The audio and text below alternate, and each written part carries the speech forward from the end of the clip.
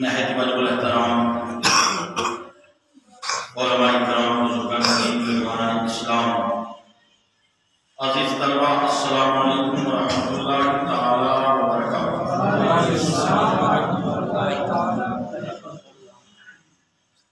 الحمدللہ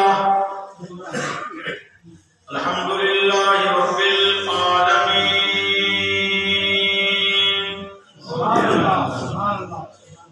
والعاقبۃ للمتقین، والصلاة والسلام على سید المرسلین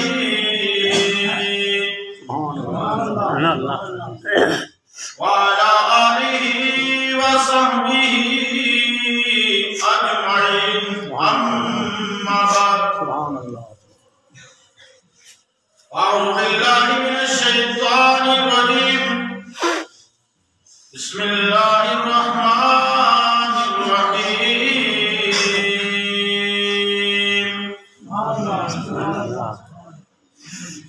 اہدنا الصراط المستقیم، صراط الذین انعمت علیہم غیر المغضوب علیہم ولا الضالین۔ صدق اللہ مولانا العظیم وصدق رسولہ النبی الکریم الامین، ونحن على ذلك لمن الشاهدين والشاكرين والذاكرين، والحمد لله رب العالمين۔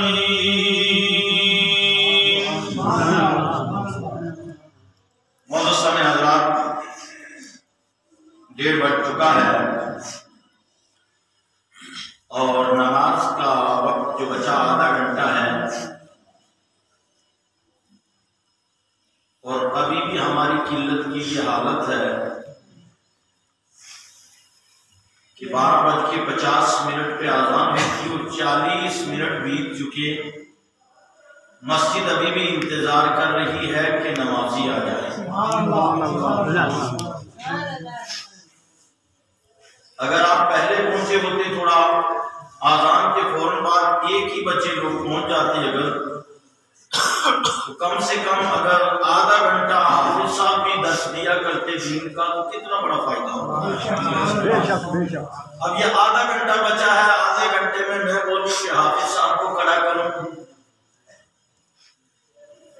تو اس آدھے میں بھی اگر ابھی دیکھ لیا جائے تو میرے اور حافظ صاحب کے مطلب کے لوگ ابھی بھی پہنچے نہیں۔ بہرحال چلو، مسلمانوں کو خدا ہدایت نصیب فرمائے اور مسلمانوں کو 5 وقتہ نمازی بنائے۔ آمین آمین۔ پہلے تو چلو یہ سوچتے تھے کہ جناب 2:15 پر ہے تو لوگ سوچتے ہیں کہ 2:15 کے حساب سے آئیں۔ سردی کی وجہ سے ہم نے ٹائم بھی چینج کر دیا، 2 بجے کا کر دیا، سب کو بتا دیا ہے، ڈبل اعلان میں نے گزشتہ جمعہ کیا ہے۔ اس کے باوجود بھی ابھی ہم کیا کر رہے ہوں گے؟ ہوٹلوں پر گپیں ہانک رہے ہوں گے، دکانوں پر دودھ تاپ رہے ہوں گے، دکاندار کو چھوڑنے کے علاوہ اور لوگ بھی بڑے وہاں کھڑے ہوں گے، حالانکہ ان کے لیے بھی حکم ہے اذا نودی للصلاۃ فی یوم الجمعہ فاسعوا الی ذکر اللہ وذروا البیع۔ کہہ دو سبحان اللہ۔ یہ میرا یہ حافظ صاحب کا ہی اور کسی مولوی کا قانون نہیں بنایا ہوا، کسی بھی امام کا لکھا ہوا نہیں، یہ امام الانبیاء پر نازل ہوا ہے، فرمان رب کا ہے۔ اے میرے محبوب، آپ سنا دیجئے کہ اے لوگو، جب تمہیں جمعے کے لیے پکارا جائے، اذا نودی للصلاۃ فی یوم الجمعہ، خاص کر جمعے کا ذکر ہے، یہ جمعے کی نماز کے لیے خصوصی طور پر آیت نازل ہوئی ہے۔ جب تمہیں جمعے کی نماز کے لیے پکارا جائے، للصلاۃ فی یوم الجمعہ، جمعے کے لیے تمہیں پکارا جائے نماز کے لیے، تو تم تجارت کو بند کرو اور فوراً اللہ کے گھر کی طرف آ جاؤ۔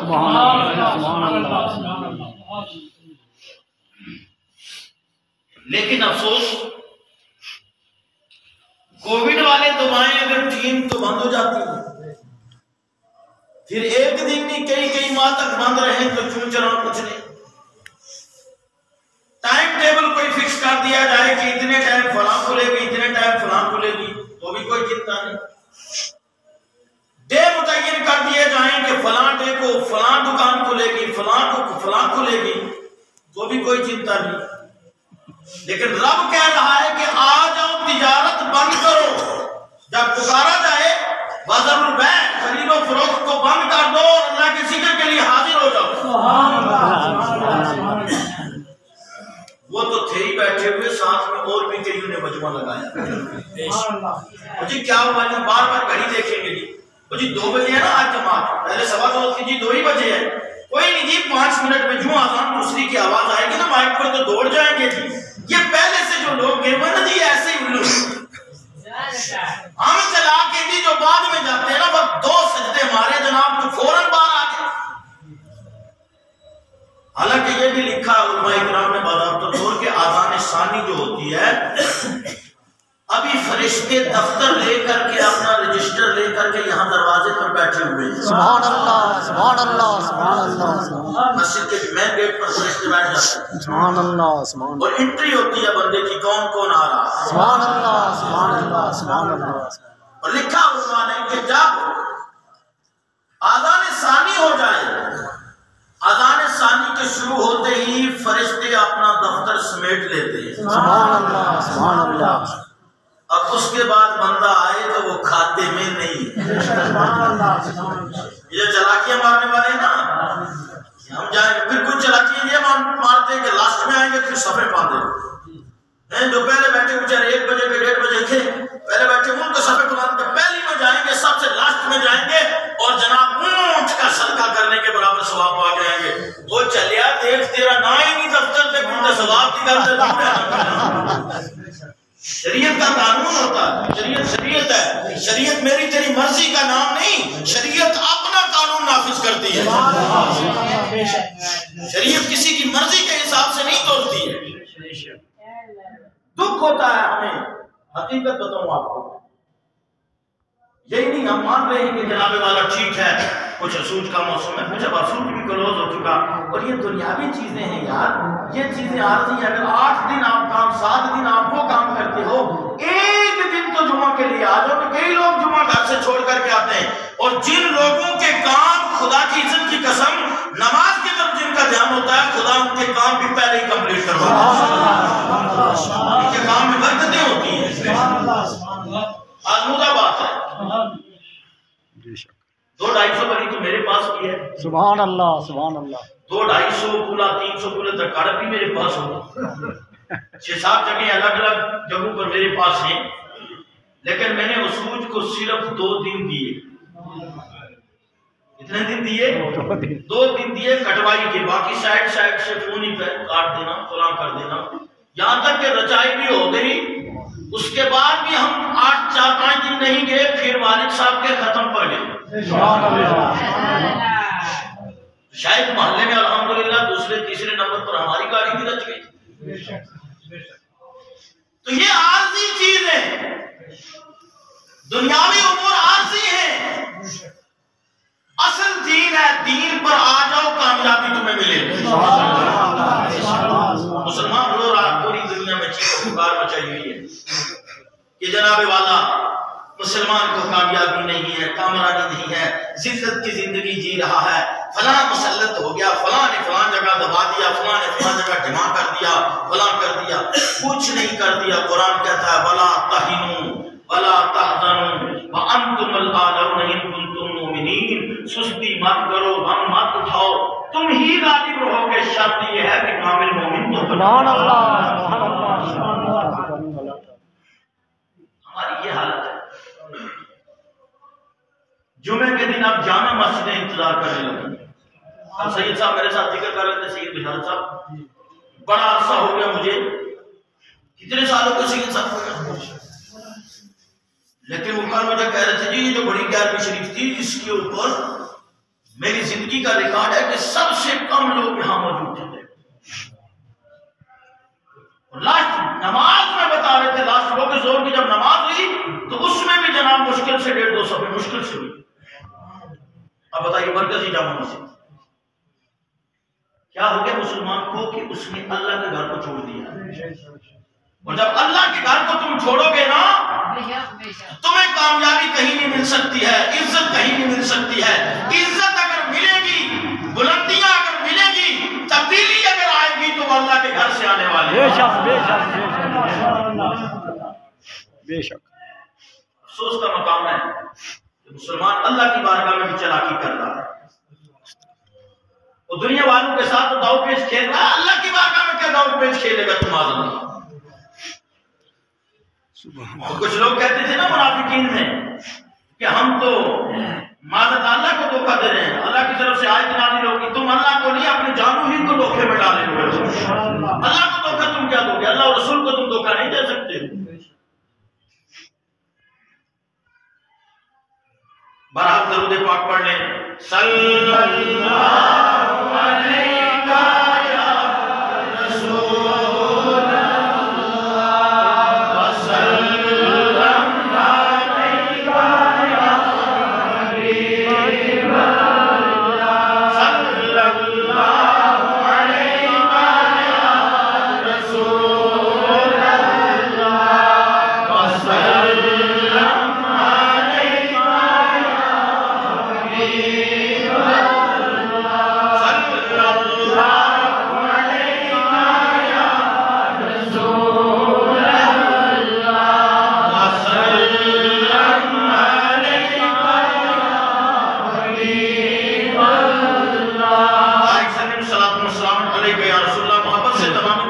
یا رسول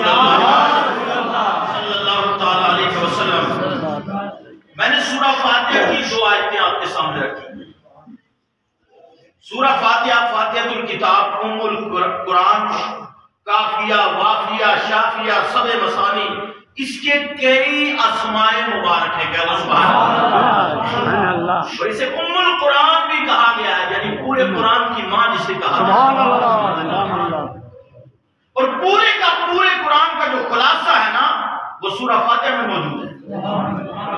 اور لکھنے والوں نے لکھا ہے کہ صرف سورہ فاتحہ ہی میں نہیں بلکہ سورہ فاتحہ کے جو بسم اللہ میں موجود ہے. اور بسم اللہ ہی نہیں بے میں موجود ہے, بے ہی نہیں بے کے نقطے کے اندر پورا قرآن کا خلاصہ موجود ہے. شرط یہ ہے کہ وہ آنکھ چاہیے اور وہ دل چاہیے, وہ سمجھ چاہیے. سورہ فاتحہ کی فضیلت یہ ہے کہ اگر 100 مرتبہ پڑھ کر آپ جو جائز دعا مانگو گے اللہ رب العزت آپ کی جائز دعا کو قبول فرمائے. سورہ فاتحہ وہ ہے جس کا فرض کی پہلی 2 رکعتوں میں پڑھنا واجب, امام پر بھی اور جب منفرد ہو اس پر, کیونکہ مقتدی پر نہیں رہے گی. جب امام اور مقتدی کا مسئلہ ہے تو احناف ہمارے نزدیک پھر امام کے پیچھے قرات جائز نہیں. یہ مسئلہ بھی سن. میرے پیچھے کچھ لوگ کوئی وقتہ نماز میں بھی جو میں آیت آگے پڑھ رہا ہوتا ہوں سورت, کچھ لوگ پیچھے دہراتے رہتے ہیں, وہ بھی گناہ ہے. ہمارے نزدیک بالکل تلاوت پیچھے جائز نہیں. ہم وہ تسبیحات ہیں, سبحان ربی الاعلی کہہ دیا, عظیم کہہ دیا, اللہ اکبر کہہ دیا, سمیع اللہ لمن حمدہ, ربنا لک الحمد غیر ذالک جو دستور ہے. آپ کو اب میں اس طرف جاؤں گا تو لمبا ہو جائے گا.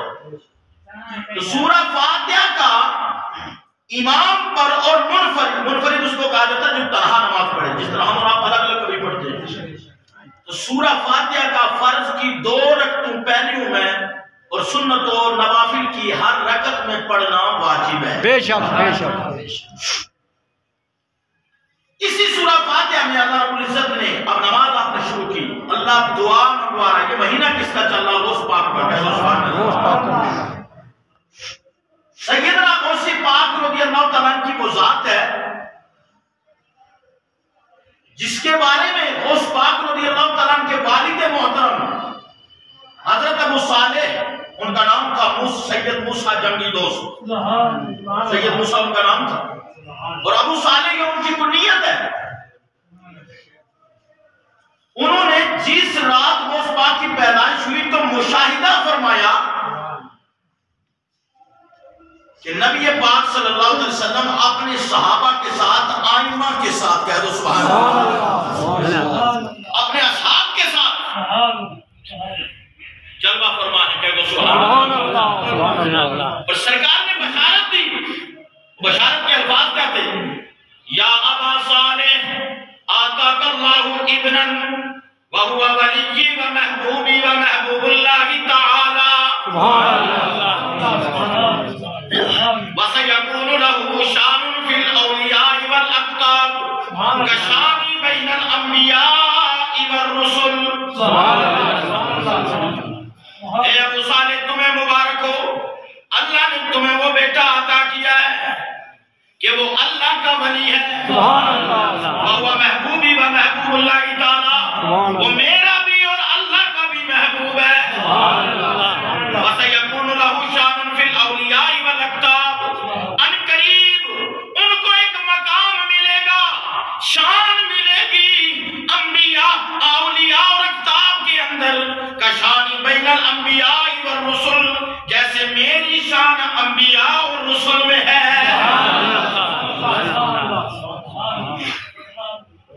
جیسے میری شان انبیاء اور رسول، تو حضور انبیاء اور رسول میں سردار ہے، کہہ دو سبحان اللہ، سب سے بڑے مرتبے والے، اور غوث پاک جو نواسائے حضور ہیں وہ اولیاء اور اقطاب کے سردار ہیں، وہ اولیاء اور اقطاب کے سردار ہیں۔ کسی پشم کے شاعر نے کہا ہے غوث اعظم درمیان اولیاء جو محمد درمیان انبیاء،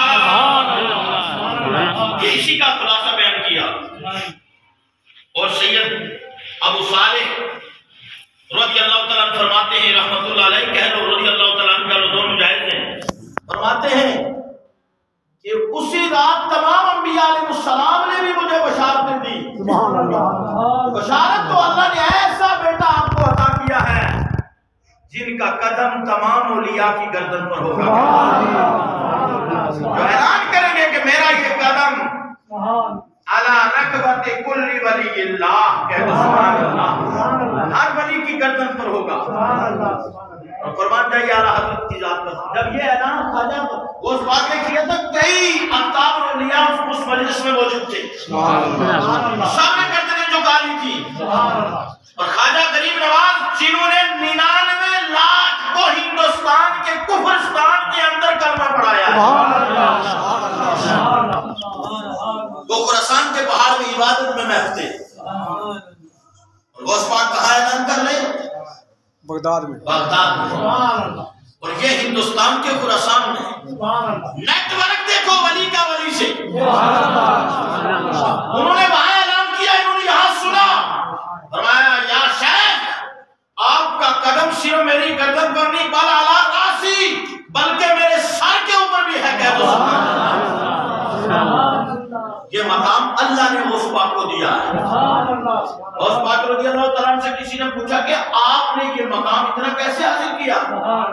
فرمایا میں نے علم حاصل کیا، علم حاصل کرتے کرتے کرتے میں کتب بن گیا۔ پتہ چلا بغیر علم کے بھی نہیں مسئلہ کام چلتا ہے۔ میرے دوستو غوث پاک اسی کو حضرت نے فرمایا جن کی منبر بانی گردن اولیاء، جن کی منبر بانی گردن اولیاء، اس قدم کی کرامت پہ لاکھوں سلام، لاکھوں سلام۔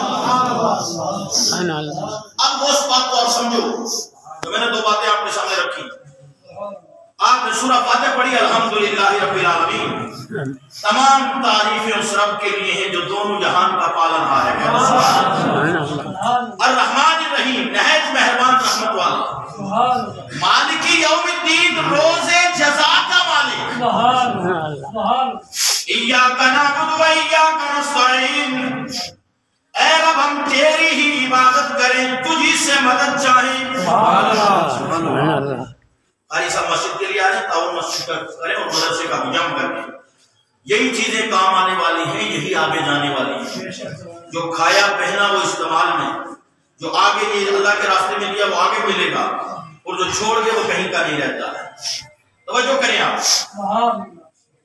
یہاں تک آپ نماز میں پڑھ رہے ہیں اور آپ نے کہہ دیا ایاک نعبد و ایاک نستعین، اے رب تیری ہی عبادت کریں اور تجھی سے مدد چاہیں، کہہ دو سبحان اللہ۔ یہاں تک آپ نماز میں دعا مانگ رہے ہیں، آپ نے حمد بھی کر دی، ثنا بھی کر دی، مالک و خالق بھی جان لیا، اس سے یہ بھی دعا کر دی کہ تیری ہی عبادت کریں، تجھی سے مدد چاہیں۔ اب اللہ نے آگے جو آیت نازل فرمائی، یہ نہ حضور کا کلام ہے نہ کسی مولوی کا، یہ اللہ کا کلام ہے، اس کو سمجھو۔ آج لوگ بڑے جلدی جا کر کے جناب والا کیا کر رہے ہیں جی 12 بجے نماز ہوتی ہے وہاں جلدی ہو جاتی ہے جی، جلدی ثواب ملتا ہے۔ یہ جو نیٹ کی دنیا کے مولوی ہیں نا، بنے ہوئے نیٹ کے دنیا کے جو حاصل کرنے والے ہیں نا، یوٹیوب کے جو مولانا بن گئے، انہوں نے اپنا ایمان کا جنازہ بھی نکال دیا ہے اور قوم کا جنازہ بھی نکال رہے ہیں۔ اگر علم اتنا آسان ہوتا نا کہ کسی آلے سے حاصل ہو جاتا، پھر لوگوں کو ان مدارس کی، یونیورسٹیوں کی، کالجوں کی ضرورت ہی نہیں پڑتی کہ اگر خالی موبائل سے انسان علامہ اور فہم بن جائے۔ توجہ کریں، آگے اللہ نے فرمایا، میری بات نہیں ہے، قرآن کھول کے دیکھ لو، یہ سب آپ کو یاد بھی ہے، کھول کے کیا دیکھ لو، سورہ فاتحہ ہر ایک کو یاد ہے، جس کو سورہ فاتحہ یاد نہیں تو پھر وہ کیا کرے گا؟ آگے اللہ فرماتا ہے اہدنا الصراط المستقیم، میرے بندے آگے دعا کر، اے اللہ تو ہمیں سیدھے راستے چلا، کیا کر سیدھے راستے؟ تو آپ سوال دیکھو نا ذرا غور کرو، نماز میں کھڑا تو کیا نماز میں کھڑا ہونے والا بندہ سیدھے راستے پر نہیں ہے؟ بالکل ہے، لیکن رب کہہ رہا ہے، آپ نے حمد بھی کی، ثنا بھی کی، جو میں ترجمہ سنا چکا، سمجھا دیا میں نے آپ کو، بات کو رپیٹ نہیں کرنا۔ آپ نے یہاں تک بھی کہہ دیا ایاک نعبد و ایاک نستعین، تیری ہی عبادت کریں، تجھی سے مدد چاہیں۔ پھر اللہ کہہ رہا آگے پڑھ اہدنا الصراط المستقیم، اے اللہ سیدھے راستے چلا۔ سبحان اللہ، یا مسجد میں ہوں، گھر میں ہوں، تیری طرف رخ کیا ہے، تیرے کعبے کی طرف، تیری حمد و ثنا کر رہا ہوں، عبادت تیری کر رہا ہوں، کہ ابھی سیدھے پر نہیں؟ فرمایا ہاں سن، سیدھے پر تو ہے لیکن کامیاب تب ہوگا کہ یہ جو عبادت جنہوں نے کر کے مجھے راضی کر لیا، میرا ان پر انعام نازل ہو گیا، اگر وہ راستہ لے کر میری بارگاہ میں کھڑا ہوگا تب تو کامیاب ہوگا۔ کیا ہے آگے آیت پڑھ دیتا ہوں آپ کو، صراط الذین انعمت علیہم، راستہ ان لوگوں کا جن پر تیرا انعام ہوا ہے۔ یہ رب دعا منگوا رہا ہے نماز میں، اور بھی نہیں منگوا رہا، یہ کون منگوا رہا ہے؟ رب منگوا رہا ہے۔ اور آگے رب نے دوسری دعا بھی منگوا دی، غیر المغضوب علیہم ولا الضالین، نہ بہکےوں کو، لوگ نہیں کہتے یار بہک کیا ہے بندہ، اللہ نے بھی وہاں نام دیا غیر المغضوب علیہم ولا الضالین، نہ بہکےوں کا اور نہ گمراہ لوگوں کا۔ اور اگر یہاں مراد کافر لیے جاتے نا تو یہاں کافر کا راستہ تھا کہ کافروں کا راستہ نہیں، پتہ چلا نماز پڑھنے والے 73 کے 73 ہوں گے، لیکن انہی میں بہکے ہوئے بھی گمراہ بھی ہوں گے۔ اور راستہ کون سا لینا ہے؟ انعمت علیہم، جن پر تیرا انعام ہوا۔ اب انعام والے کون ہے؟ دوسری جگہ چلو قرآن میں اللہ نے فرما دیا انعم اللہ علیہم من النبیین والصدیقین والشہداء والصالحین، کیا انعام انعم اللہ علیہم، جن پر اللہ نے اپنا انعام کیا، وہ کون ہے؟ من النبیین، نبیوں کی جماعت ہے۔ فرمایا نماز آؤ ایسی پڑھو جیسے نبیوں نے پڑھی ہے، طریقہ نبیوں والا لاؤ، والصدیقین، صدیقین والا لاؤ، والشہداء، شہداء والا لاؤ، والصالحین، اولیاء اللہ والا طریقہ لے کر نماز میں کھڑے ہو جا، تبھی سیدھے راستے پر ہے۔ کہہ دو سبحان اللہ۔ اب سمجھانے کے لیے بات کو پھیلا دوں تو غوث پاک والا طریقہ لے کر خواجہ غریب نواز والا راستہ پکڑ کیا، حضرت ناگا سرکار والا راستہ پکڑ کیا، سید حبیب اللہ شاہ صاحب والا راستہ پکڑ کیا، جی سرداروی والا راستہ پکڑ کیا۔ چند بزرگوں کے نام بطور برکت لیے، میرے دوستو ایک بھی ولی آپ کو کسی دوسرے فرقے میں نہیں ملے گا. بے شک بے شک بے شک. کیونکہ فرقوں میں قیامت تک ولی پیدا ہوئی گا نہیں. ولی جو بھی پیدا ہوئے وہ جماعت میں اہل سنت میں کہہ دو قیامت تک ولایت قیامت تک چلے گی. نبوت کا سلسلہ ختم ہو گیا, ولایت قیامت تک چلنی ہے اور سب کی سب اہل سنت میں چلنی ہے. کہہ دو ولی بنے گا بھی بندہ ڈائریکٹ عبادت سے نہیں بنتا ہے. غوث پاک کی مہر لگے گی اور 10 خط جناب مولا علی کا ہوگا اور نگاہ میرے نبی کی ہوگی, پھر خدا کرم کر کے اسے ولی بنا دے گا. آؤ میں آپ کو بات بتا دوں, لوگ سمجھے نہیں کہ غوث پاک کو لوگ سمجھے ہی نہیں. لوگ خالی سوچتے ہیں کہ جناب 11ویں والے کا نام غوث ہے, خالی جو چاول میٹھے پکا لو اور رکھ دو.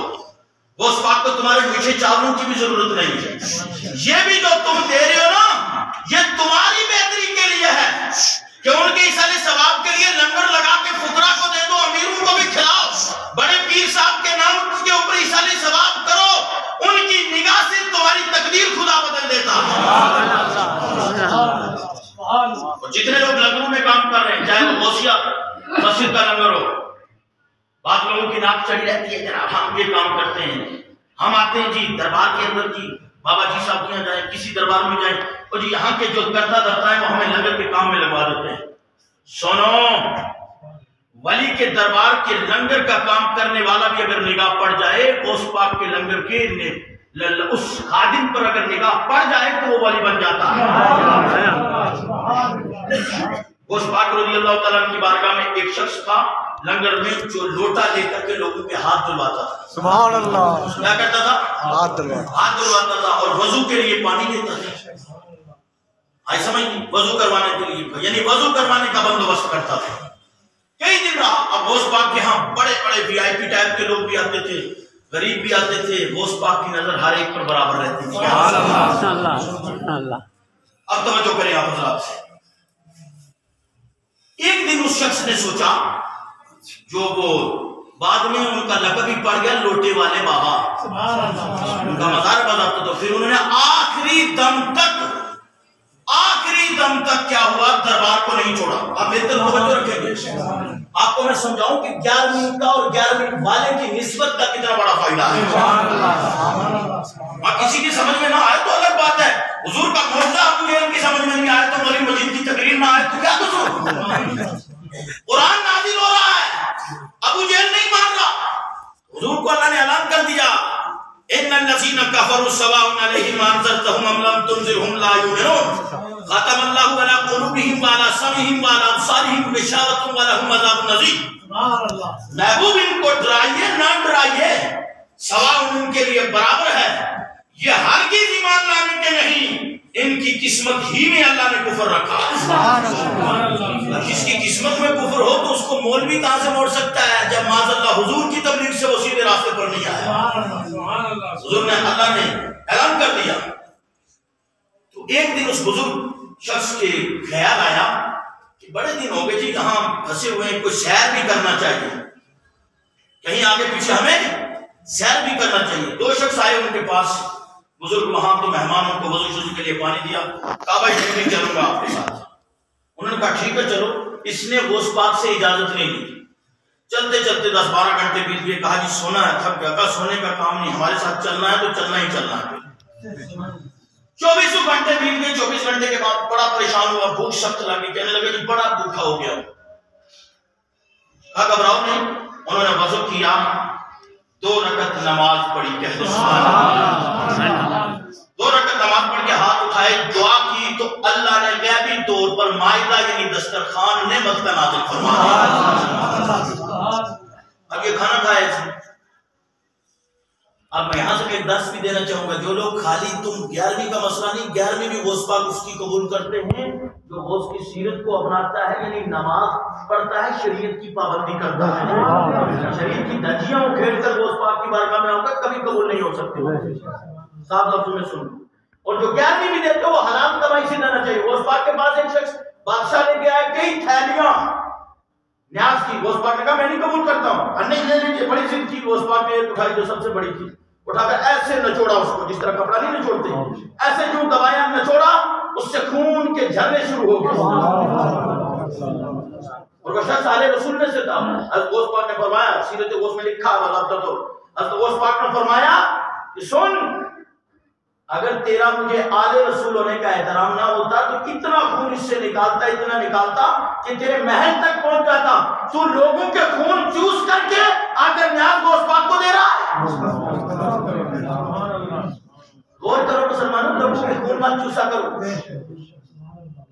خون چوس کر کے پھر جناب اس بات انشاءاللہ اگلے جمعے اس پر میں ٹاپک پر بات کروں گا، آپ میری وہ بات سن لو، وہ آدھی رہ جائے گی کیونکہ وقت ہو جائے گا، 2-3 منٹ بچے گا، کیونکہ 2 کا اعلان کر کے پھر میں سفر 2 پہ جاؤں تو اچھا نہیں۔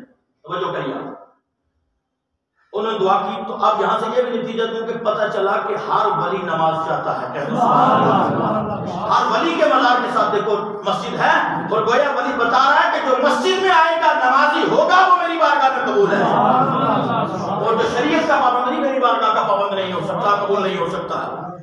صاحب لفظوں میں سن لو، اب دعا کی دسترخوان کھانا کھایا، پھر چلنا شروع کر دیا، 24 گھنٹے پھر بیت گئے، پھر اس نے کہا جی بھوک لگ گئی ہے۔ دوسرا جو بزرگ تھا اس نے پھر 2 رکعت نفل پڑھا اور دعا کی، پھر اللہ نے مائدہ نازل کر دیا، پھر چلنا شروع ہو گئے، 24 گھنٹے پھر بیتے، پھر اس نے کہا بھائی پھر بھوک لگ گئی ہے، آپ علاج میں کہا بھائی 80 دا اپنا دعا نے کام کر دیتا، جڑی دعائیں منگنیاں سی منگ لیاں، اور نمبر تو تیرا ہی ہے نا، باری تیری ہے، ذرا اٹھا ہاتھ اور دعا کر۔ اب یہ پریشان ہو گیا یار، یہ تو لوگ پہنچے ہوئے ہیں، دعا کرنے سے اللہ غیبی طور پر رزق دے رہا ہے، میں کیا کروں گا؟ اور اس نے بھی تحیہ کیا، لا تقنطوا من رحمت اللہ، کہہ دو اللہ کی رحمت سے ناامید نہیں ہوا، وضو کیا، 2 رکعت نفل پڑھی، نفل پڑھنے کے بعد ہاتھ اٹھائے، دعا کی، کرنے کے بعد اب پہلے دونوں کی باری میں ایک دسترخوان نازل ہوا، اس کی دعا پر 2 دسترخوان نازل ہوا، اس کی باری پر کتنے دسترخوان نازل ہو گئے؟ 2 دسترخوان نازل ہو گئے۔ ان دونوں بزرگوں نے پوچھا تو نے کون سی دعا کی کہ 2 نازل ہوئے؟ ہم کہتے تھے 1 نازل ہوتے تھے۔ فرمایا مجھے کوئی پتہ نہیں تھا آپ کیا دعا مانگتے تھے، میں نے یہی کہا یا اللہ سجدہ تیری بارگاہ میں کیا ہے، مجھے کوئی پتہ نہیں انہوں نے کس طریقے سے مانگی، جس کے وسیلے سے یہ مانگ رہے ہیں یا اللہ اس کے وسیلے سے لاج رکھ لے، میرے ہاتھوں کو اٹھے ان کو دیکھ لے، میرے ہاتھ بھی بھر دے، کہہ دو میں تمہیں بتا رہا ہوں کس کے وسیلے سے دعا مانگتے ہیں؟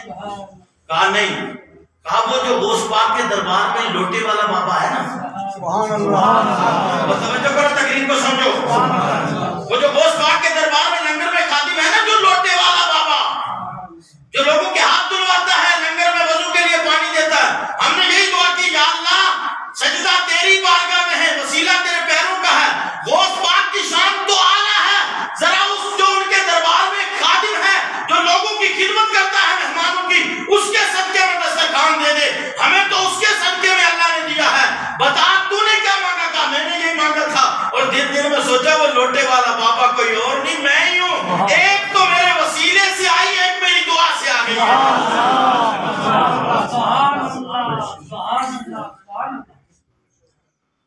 پتہ ہے وہیں سے واپس ہو لیے، چل چلیا کہ کیڑا ساتھ چھوڑ دیتا، خالی اگر میں وضو کراندہ پیاں اے مقام مل گیا ہے، غوث پاک کی نکاح کا یہ حال ہے۔